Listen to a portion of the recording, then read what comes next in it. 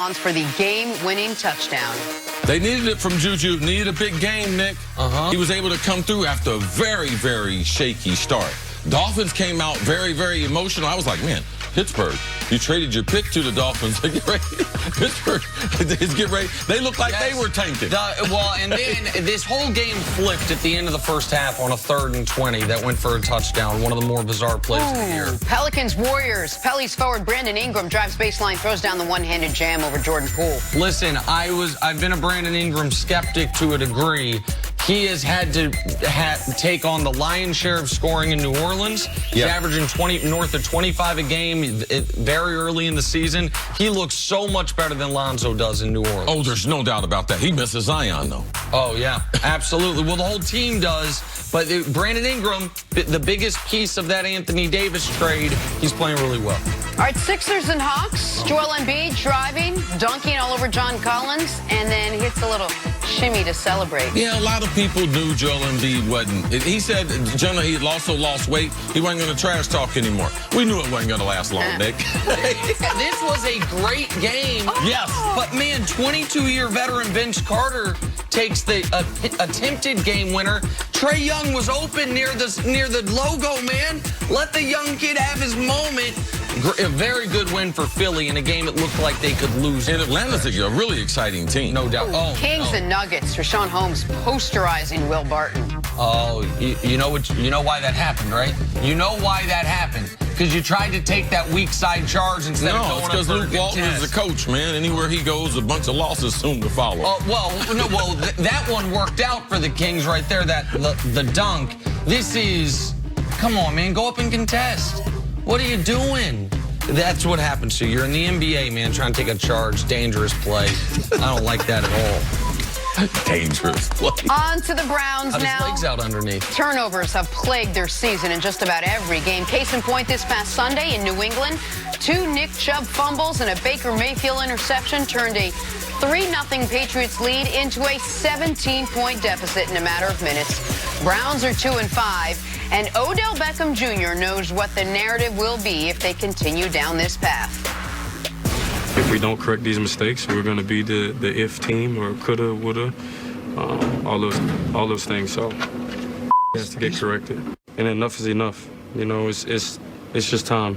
There's no more time to lose any games or keep saying we coulda. It's done.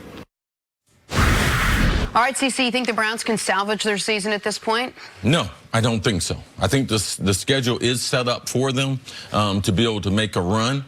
But when you look at the AFC and the way it's stacked up, I mean, basically, what are they competing for? One wild card spot? Well, then their game this weekend against Buffalo is their Super Bowl. Because Buffalo, off to a 5-2 start. If they are going to get Buffalo a week from now. Okay.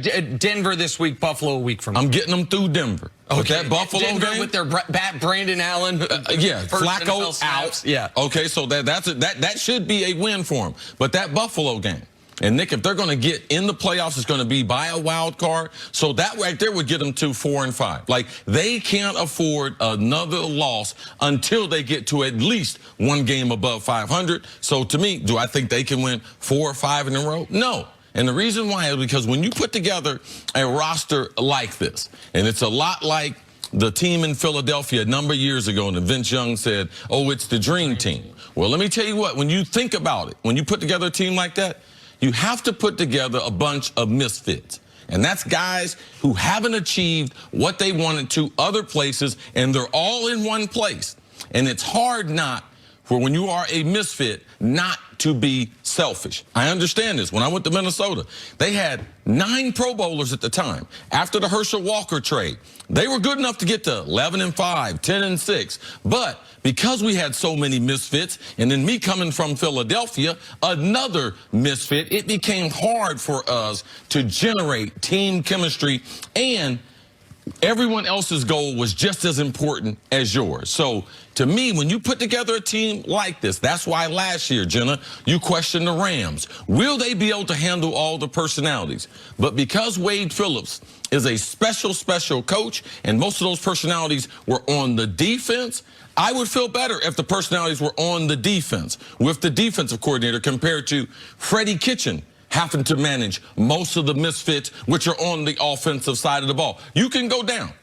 You can go down from Chubb. You can go down to Callaway. Landry led the NFL in receiving one time in Miami, didn't win a bunch of games.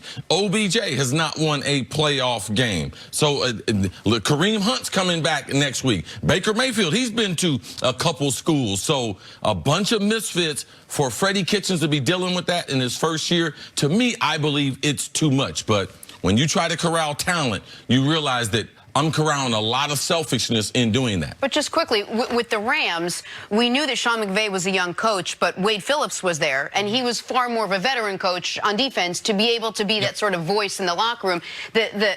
The Browns don't really have that. It's sort of a young team, young players, young coach, and it almost has this feel like they're all sort of going through it together. Well, to me, I think all those are good points, but I also think for the Browns, sometimes we make it too complicated. They turn the ball over an outrageous amount. They have a ridiculous amount of penalties, and they're a terrible red zone team. Now, that can be put on the players, the coaching staff, all of the above. Well, penalties a lot of times, because I know they're not coaching that in Cleveland. A lot of penalties come from selfishness and trying to protect doing your assignment. But you're going to set the team back. So, to me, everyone can't afford penalties. So, to me, a lot of penalties are very, very selfish. And so, I mean, it can all be part and parcel of the same thing. Well, I think Odell's right, though. That the Browns, this is if the season had not already reached a breaking point, it is right now, because we said when the schedule came out, if they can get through the New England game and have 3 wins, they're going to be okay. If they can have 4 wins after 7 games, they're going to be in great shape, because we knew, before we even knew Pittsburgh was going to be a bad team, we knew that Denver, Buffalo, Pittsburgh, Miami, Pittsburgh again, Cincinnati, Arizona, Baltimore, which is a tough game, but the one good team they've beaten, and then Cincinnati to finish the season. It all lightens up at the end. So my question would be this. They play Baltimore in Week 16. You said the path would be the second wild card, or if Baltimore falls off, to get back in the division. Can you win 6 of 7 games going into the Baltimore game? Have the Browns given us any evidence they can play 2 months of quality football? No. They haven't. That's the problem. They can't put together 2 quarters. I was just going to say, there was a quarter in Seattle. There was 1 quarter against the Ravens. You could pick and choose quarters, but not even consecutive. And so what they are going to have to do is undergo mid-season a transformation. It's not impossible. We saw Dallas do it last year, but they had a reason for it. An injection of Amari Cooper, and the team got healthier. And say what you will about Jason Garrett at least knows what he's doing as a head coach. I don't know if that's the case in Cleveland.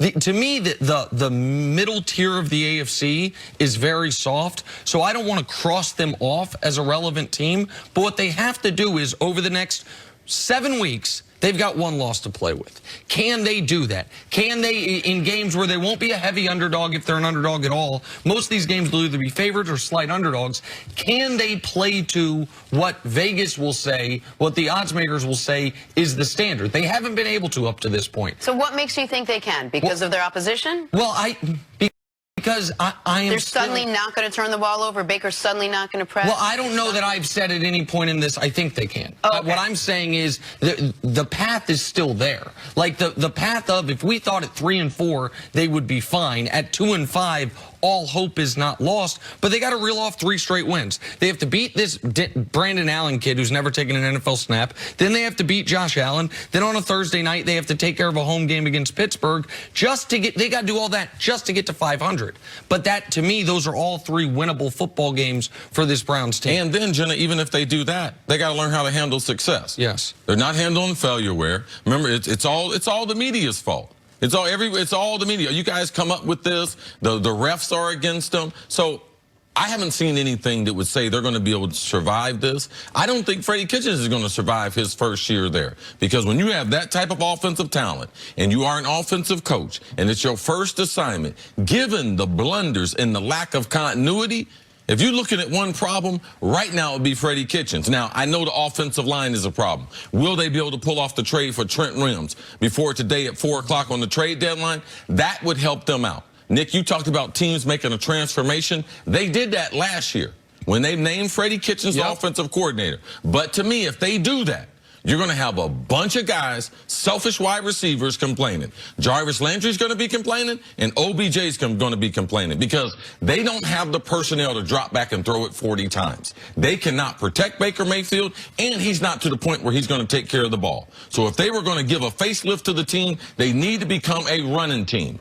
Give Chubb the workload. I give him 30 carries this week. And then next week, you got Kareem Hunt. They got a better running back. Kareem Hunt is a better running back than Chubb. And then I become a two-headed monster, and I don't care about them little diva wide receivers complaining because I cannot support them by dropping the quarterback and waiting for them to get open down the field. So let's see if the next 2 weeks, what is the run-pass ratio, because that is the only way they're going to be able to salvage their season, change their identity, and become a running team compared to